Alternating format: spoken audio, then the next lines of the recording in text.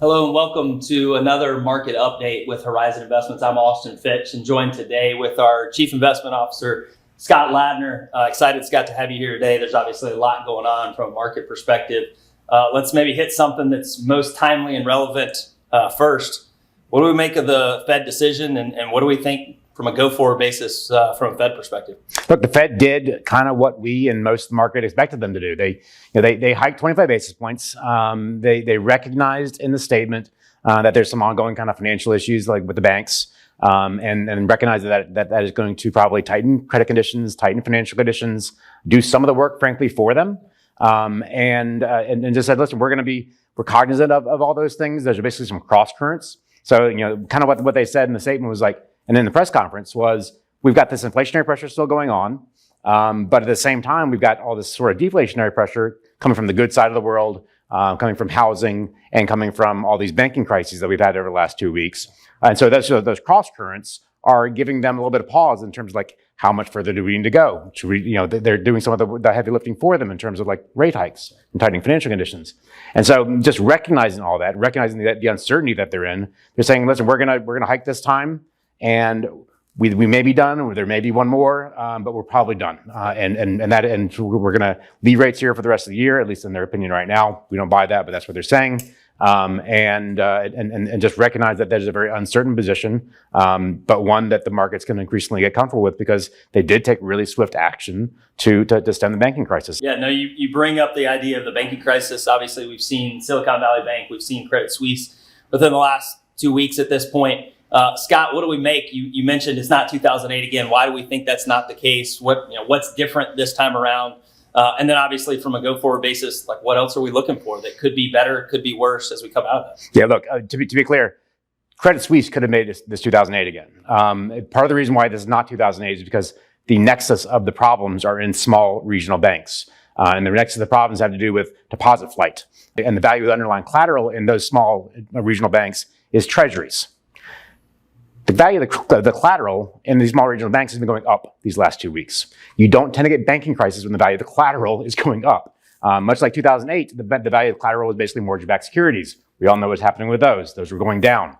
That can lead to sort of cascading failures. And they can lead to cascading failures in terms of like hot, big, interconnected banks. That was 2008. 2023, we're talking about small regional banks that have collateral value going up, and the Fed really basically providing a backstop with respect to that collateral, saying that the banks can get par value for their collateral anytime they want it. So in terms of like the interconnectivity of the system, this is way different than 2008. Additionally, we don't have the same kind of leverage in the system that we did in 2008. The capital positions for banks in the U.S. and around the world, frankly, are about double what they were in 2008. And consumer balance sheets are in much better shape. Corporate balance sheets are in much better shape. We just don't have the same type of leverage in the system as we did in 2008. Another reason why this is not that. Yeah. You mentioned Credit Suisse obviously having the possibility of creating something like we saw in 08. Is there anything else that we're seeing today that would indicate there's maybe more risk in the system from what we've seen so far? We don't see it right now. But then again, we didn't see Silicon Valley Bank or Signature coming either. So and frankly, nobody did. Those banks weren't a problem until they were a problem, like that day. And so we don't necessarily see or know what else is out there. But there is nothing in the system right now that gives us a whole lot of pause. The fact that they took care of Credit Suisse so rapidly, so efficiently, so effectively, and so wholly. Really should provide a lot of confidence that regulators and people in the large positions in different nations understand how bad and how quickly banking crises can get, and they're acting swiftly in accordance with that. Yeah. From a go forward standpoint, why do we think that maybe things could get better from here? Like, what are we watching? What are we looking for from that perspective as we start to think, okay, maybe we have this banking piece. Maybe not completely behind us, but it does seem like it smoothed things out. What are we looking for on a go-forward basis? Well, on a go-forward basis, if the Fed is actually done, or they're very close to being done, maybe they go one more in May. We'll see. We'll see how the data sort of evolve.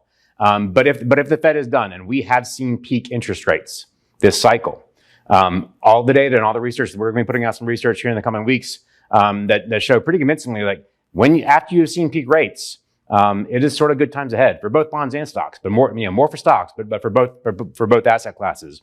So whereas in 2022 you had a situation where everything that you owned went down in value. I don't care if it was bonds, I don't care if it was stocks, I don't care if it was commodities, I don't care if it was Bitcoin, like whatever you owned went down in value in 2022. After you've seen peak rates, which we do think we've seen peak rates, we think we've seen the highs of rates this cycle. After you see that, the next 6, 12, 18 months are actually pretty good for pretty much everything in the world. And so on a go-forward basis, this is one of the reasons why we actually think it's actually a pretty good time to be invested. Like, of course it's scary. Of course there's the walls of worry you got to climb and get over. And there still could be some financial accidents along the way. But we do think regulators are pretty attuned to those things.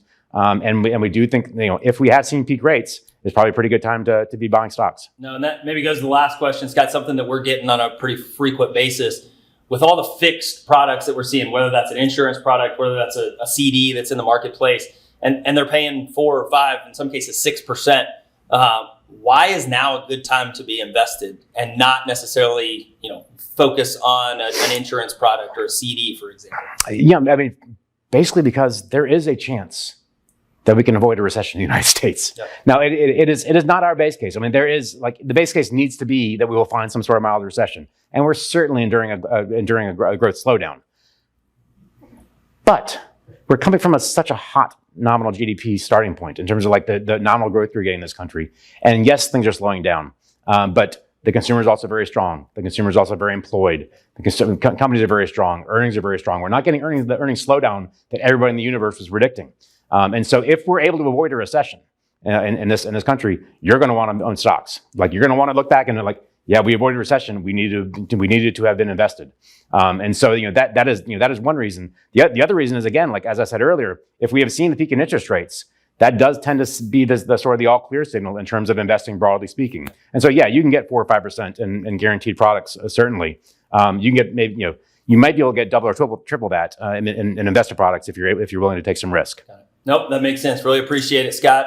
Thanks again for taking the time with us today. As always, don't hesitate to reach out to our team to get more information. We'd love to work with you and really excited as we look forward into 2023.